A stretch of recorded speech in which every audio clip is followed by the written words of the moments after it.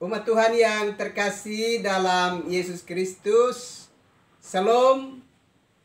Jumpa lagi pada malam ini 3 November 2021. Kita sudah melakukan berbagai aktivitas sepanjang hari ini dan kita sudah tiba pada malam hari. Dan sebelum kita beristirahat, baiklah kita ada di hadirat Tuhan untuk mendengarkan kebenaran firman-Nya. Mari kita berdoa. Terpujilah nama-Mu, ya Bapa, yang dalam kesetiaan-Nya terus mengaruniakan kepada kami kehidupan. Bapa sudah mengaruniakan kepada kami malam pemberian-Mu, dan sesaat lagi kami akan beristirahat. Namun sebelumnya kami mau ada di hadirat-Mu dan mendengarkan firman-Mu, karena kami percaya dengan sungguh bahwa kami masih hidup sampai sekarang ini. Ini bukan hanya kami dapat makan dan minum saja, tapi kami juga masih hidup karena kami hidup dari kekuatan firman-Mu. Demi Kristus yang adalah firman yang hidup itu, padamu kami datang berdoa dan bersyukur. Amin. Umat Tuhan yang terkasih dalam Yesus Kristus, kita mendengarkan kebenaran firman Allah yang terbaca di dalam Roma pasalnya yang ke-15, ayatnya yang pertama. Kita yang kuat wajib menanggung kelemahan orang yang tidak kuat, dan jangan kita mencari kesenangan kita sendiri. Umat Tuhan yang terkasih dalam Yesus Kristus, pada renungan malam yang lalu kita sudah belajar dari Mazmur pasalnya yang ke-10. Di sana kita menemukan sebuah pola hidup yang sebenarnya sungguh sangat menyesatkan. Sebab bagaimana mungkin manusia dapat berani mengatakan bahwa tidak ada Tuhan, dan selanjutnya dalam keseharian hidup mereka merancangkan kejahatan dan mendatangkan derita bagi kehidupan sesamanya. Ini tentu adalah sebuah perilaku hidup yang sungguh-sungguh jauh dari kehendak Tuhan. Karena itu, sekiranya pola hidup seperti ini juga sedang mengikat kehidupan kita, maka sebaiknya kita menyatakan pertobatan dan meminta pengampunan dari Tuhan sebelum kita terlambat di dalam hari-hari hidup ini, sehubungan dengan urusan kita dengan pemilik kehidupan kita. Malam ini kita dapat belajar dari Roma pasal 15 ayatnya yang pertama. Pada bagian ini kita menemukan sebuah pola hidup yang sangat berbeda dari pola hidup dalam Mazmur pasal 10 yang telah kita renungkan pada malam hari yang lalu. Di sini justru kita diingatkan supaya setiap kita berusaha untuk bisa dapat memberikan pertolongan bagi orang-orang di sekitar kita. Dan inilah yang mesti kita kerjakan sebagai sesama gambar Allah di tengah-tengah kehidupan dunia ini. Kita pasti ingat tentang pengajaran yang diajarkan oleh Kristus berhubungan dengan hukum kasih. Yesus menegaskan bahwa selagi kita masih hidup di dunia ini, dua hal dapat kita kerjakan secara serius dan total. Yang pertama, kita harus sungguh-sungguh mengasihi Tuhan dengan segenap hati, dengan segenap jiwa, dengan segenap akal budi, dan dengan segenap kekuatan kita. Dan hukum yang kedua yang sama dengan itu adalah kita harus mengasihi sesama kita manusia sebagaimana kita mengasihi diri kita sendiri. Itu berarti pola kehidupan yang kita temukan dalam Mazmur pasalnya yang ke-10 yang menyatakan bahwa Tuhan itu tidak ada, dan dilanjutkan dengan tindakan-tindakan yang keji yang mendatangkan penderitaan atas kehidupan sesama umat manusia adalah sebuah pola hidup yang tidak sesuai dengan kehendak Allah.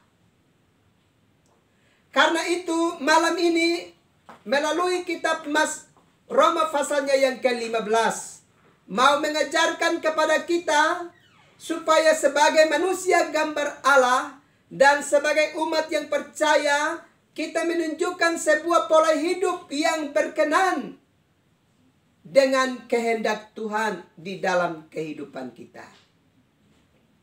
Bapak, Ibu, saudara-saudara yang terkasih di dalam Yesus Kristus, sesungguhnya tidak ada seorang pun manusia yang bisa dapat mengurus dirinya sendiri atau bahkan menolong dirinya sendiri. Coba Bapak Ibu perhatikan dan simak secara baik tentang kelanjutan kehidupan kita di bumi ini. Sesungguhnya ada begitu banyak orang yang sedang ada bersama-sama dengan kita, yang sesungguhnya kita tidak sadari di dalam kehidupan kita. Coba kita bisa perhatikan handphone yang kita gunakan, itu bukan buatan dari tangan kita. Pakaian yang kita kenakan, itu bukan buatan dari tangan kita sendiri. Bahkan rumah tempat di mana kita hidup, bahan-bahannya bukan buatan dari tangan kita sendiri. Kendaraan yang kita gunakan itu bukan buatan dari tangan kita sendiri.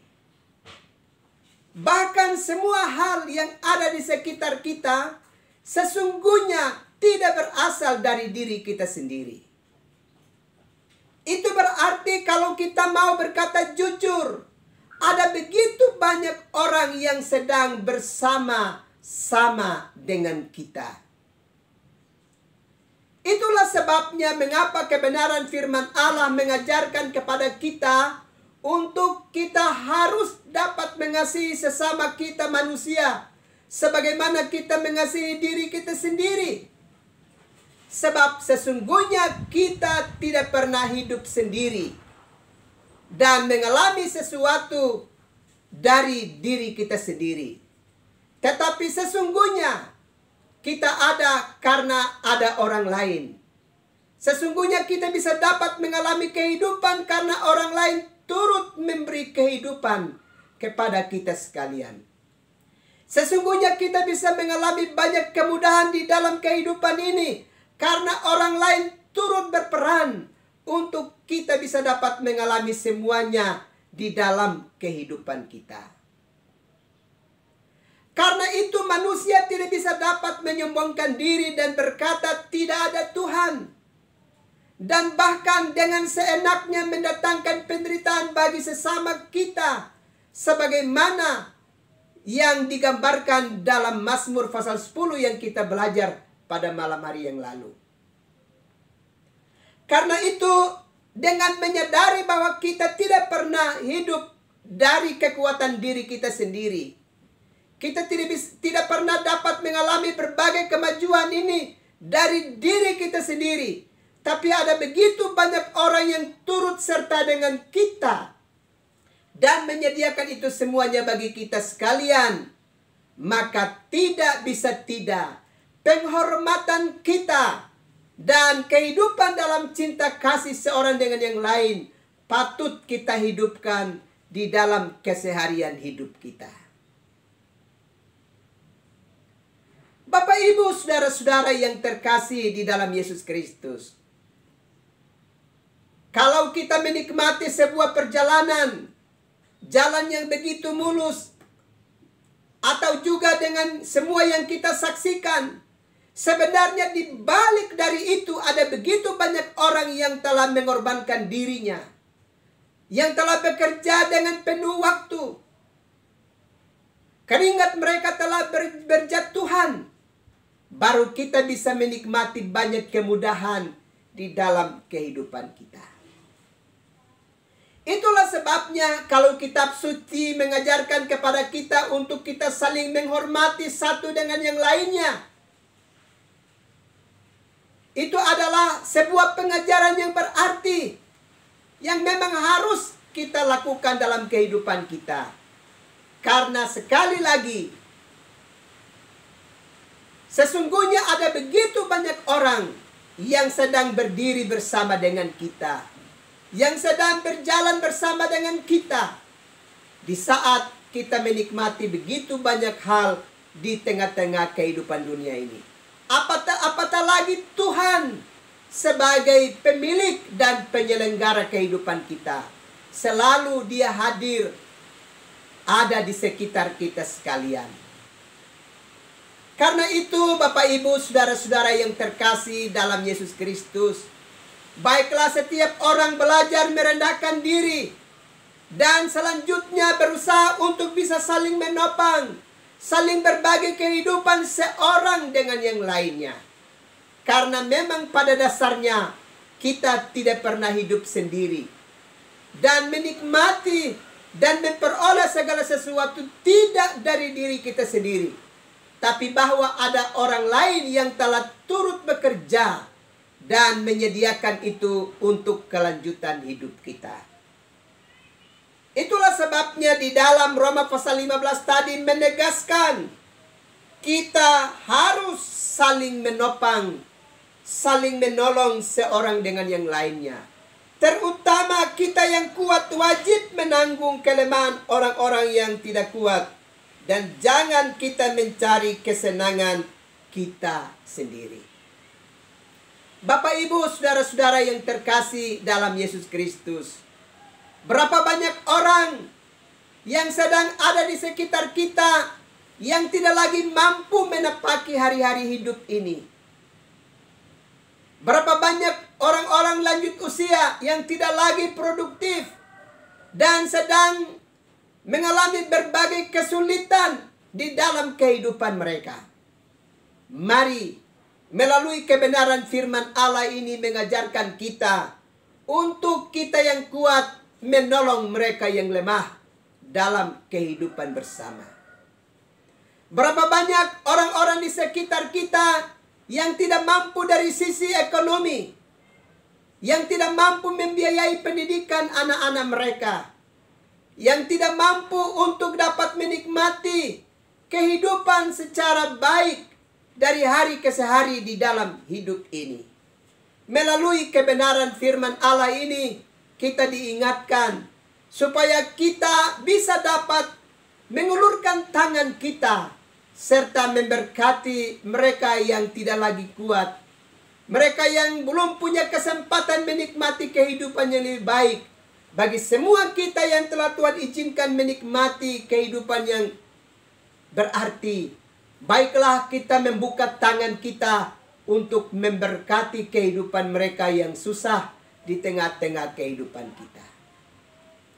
Ini harus kita kerjakan karena dalam kesadaran yang sungguh bahwa kita ada pada posisi tertentu yang dikategorikan sebagai kelompok yang kuat, karena kita dapat ditopang juga oleh orang-orang lain yang olehnya kita mendapatkan kekuatan. Dan karena itu dengan sadar kekuatan dan berkat berlimpah yang kita alami itu karena ada topangan dari pihak lain, maka kita juga harus bisa dapat menopang kehidupan orang lain untuk bangkit dari tengah-tengah kelemahan mereka. Kiranya semua kita dapat menyadari bagian ini dengan baik dan mengerjakannya secara baik.